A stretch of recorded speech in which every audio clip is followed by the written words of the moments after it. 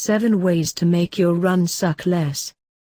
We're all for a challenging jog, but there's a difference between your run feeling like you're pushing yourself and total torture.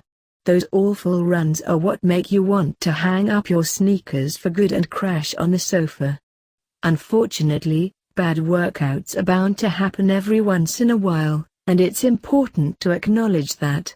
But you can make your workout feel way less awful with these great running tips. 1. Make hydration a priority.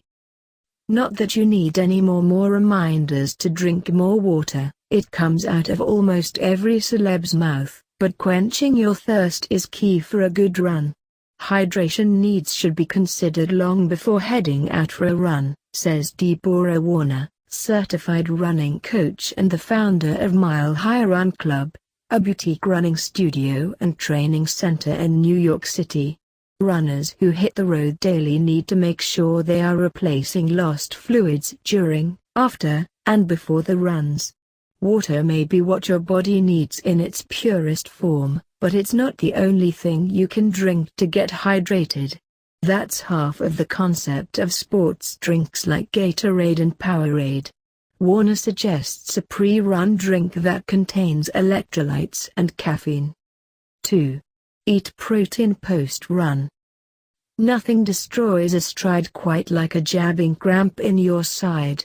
And a lot of those pains can be avoided by planning out your meals properly, but you don't want to skip snacks entirely, you'll just feel fatigued.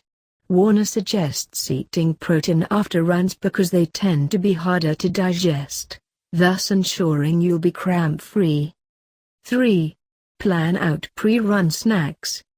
For a boost of energy before your run, she recommends eating a banana or a light carb snack about 30 minutes prior to hitting the road.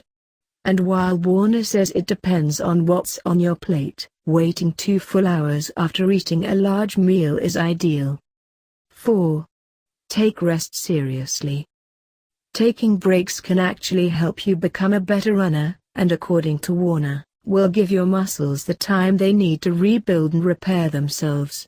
The body can adapt to higher workloads and greater frequency as long as it is allowed a proper amount of time to recover, says Warner. That means don't feel guilty about giving yourself a workout rest day. So when should you take it? It depends on your routine. Hard days can be followed by a light day of active recovery, she says.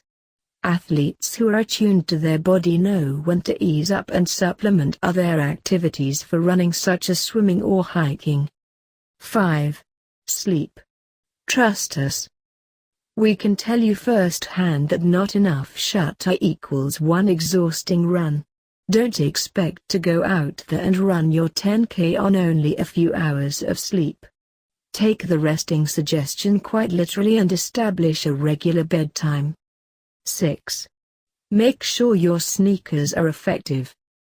There are countless sneaker styles on the market for almost every single need: lightweight, supportive, those made for trail running, distance, sprints, and much more. Regardless of your need, be sure that your sneakers are in good shape. Running with shoes that have already logged all the mileage they can handle is a prime way to end up feeling awful. Sneakers should be replaced as soon as they start feeling flat, says Warner. While she says you can track them based on miles, you can also use the energy return method.